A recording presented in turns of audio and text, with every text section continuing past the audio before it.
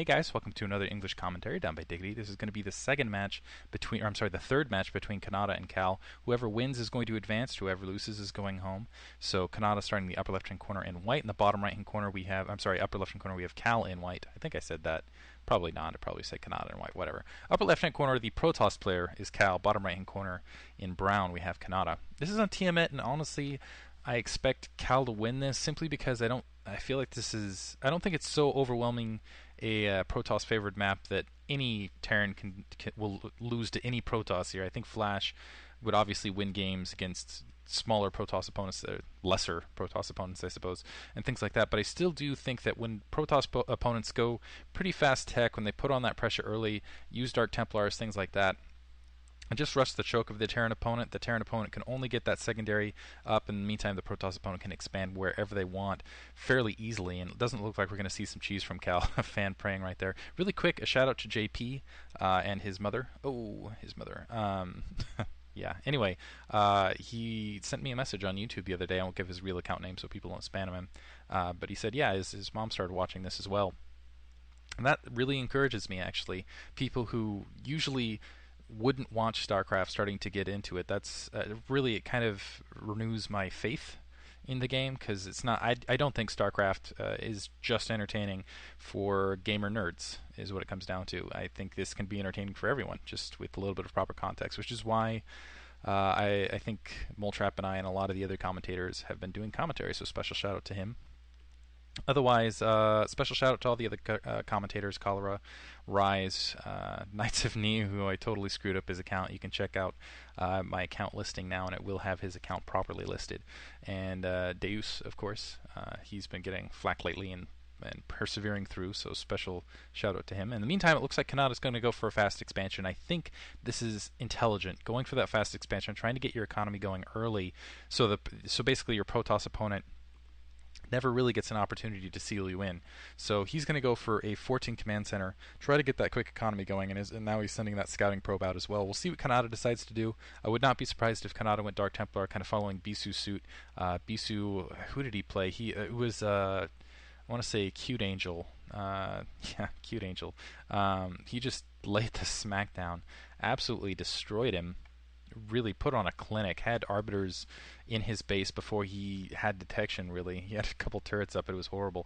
In the meantime, but yeah, if you put on that early pressure, I think there's a lot of things you can do as a Protoss opponent, especially because you can't get a lot of vultures out in the field. And it looks like the Zealot's going to be sent to scout instead of anything else. And this is going to be hard actually because of that because it's just a two-player map. He knows exactly where he's going with that Zealot. I think he is going to be able to get a lot of harassment done. Basically, that Zealot's going to be right on top of that barracks and that Marine before anything else is coming out. So, and additionally, at 14 CC is even more risky as a result, just because you can. And I think that's a good maneuver on Cal's part, going with the early pressure instead of just sending out a standard scout. This SCV is going to see that Zealot is coming in, so it's going to be a lot of pressure here early on Canata to deal with this. Obviously, this command center is going to get spotted out, and still some SCVs are going to have to come off the line to try to deal with with that single Zealot. Not even giving an inch, though, pulling off the SCVs. Now that Zealot trying to run into the spawn to get as much damage as possible. Now another Dragoon pushing up, so actually this is going to be very hard pressed for Canata to fight this back. He does not have a front door seal. It's really hard to actually get any sort of front door seal on this map in the meantime, and he's also got to contend with that Dragoon. So this might actually be a very quick match here.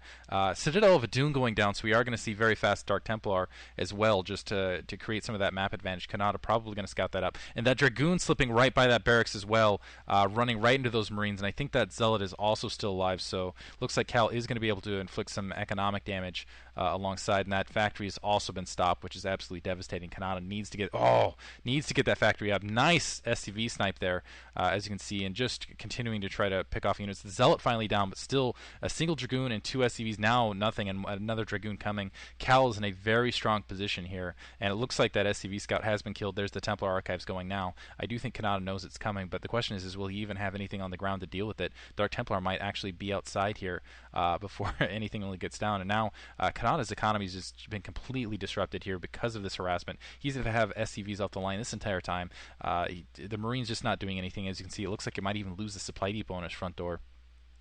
That's what I talk about. This map is just really difficult. I'm sorry, and what I said earlier actually probably a miscue. I don't know that 14cc is the best thing to go here, because again, you can basically Cal can do exactly what he did there and bring out early pressure. As you can see, that engineering bank going down desperately, and that supply depot getting attacked. That supply depot goes down. I don't know that Kanata is even going to be able to produce units to defend his own base. But Cal in a very commanding, very strong position here. It looks like that. I don't know if there's a Marine inside that bunker. Turret desperately going up. More Zealots pushing down, and I think actually the attack force he has, that Zealot finally killed alongside the Marine inside Kanata's base, but he's in a huge amount of trouble, a lot of pressure putting up, and it looks like finally getting something inside that bunker. He will be able to deal with that Dark Templar when it comes, because he does have that turret, but that could easily be sniped by those Dragoons in the meantime. Looks like those Dragoons do have range, and now as you can see, it looks like Cal is expanding twice, and this is what I'm talking about. You put on that early pressure, and then you can just freely expand. Kanata not repairing that bunker, surprisingly, almost taking it down. It is in the red, starting to burn. Now that Dark Templar is in the loose, and now we'll see if he just goes after kind of trying to snipe that turret. The general problem here, though, is even if Kanata does manage to fend off this initial Dark Templar, he's still going to be locked inside of his base, still going to be more or less contained, and now a tank has been produced alongside that engineering bay trying to float up to provide a little bit of additional cover. Those two Dragoons pulling off. So in the meantime, Cal's essentially free to expand as he wishes, and that's just so dangerous. Now going Stargate. So very much copying Bisu here and putting on something extremely similar to that. Barracks is a little vulnerable. I don't know if he's got coverage all the way back with just that single turret cross-dot SCV line. He's trying to repair that barracks because he can't have that go down. Bunker going up and getting assaulted right now as well. I don't think that tank has siege yet, and also the Marines obviously don't have range because you don't go Medic Marine long term against Protoss generally. Looks like a turret going up along the backside. Now Siege Tech has been researched. That is nice range to pull those Dragoons out. That bunker, that barracks still in a lot of damage there. That looks like that Dark Templar is going to pull back though, knowing that that siege tank is localized. But keep in mind, still the problem for Kanata. Can't get out of his base. He's been dealing with this pressure the entire time, and as you can see, Cal is at 3 bases and going to be able to skip immediately to Arbiter Tech.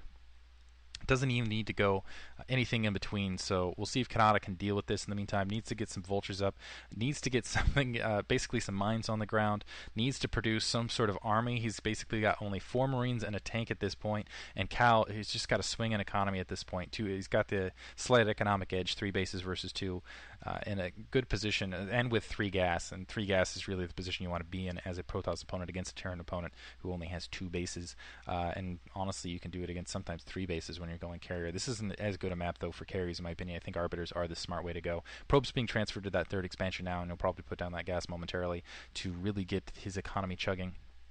But yeah, now Cal can just relax. He's got those Dark Templar, nothing really that Kanata can do to contend with that. He's got a mobility disadvantage until he gets a decent-sized force and maybe some vultures and some mines out in the meantime. More gateways going down, so yeah, it's just going to be a pretty quick crushing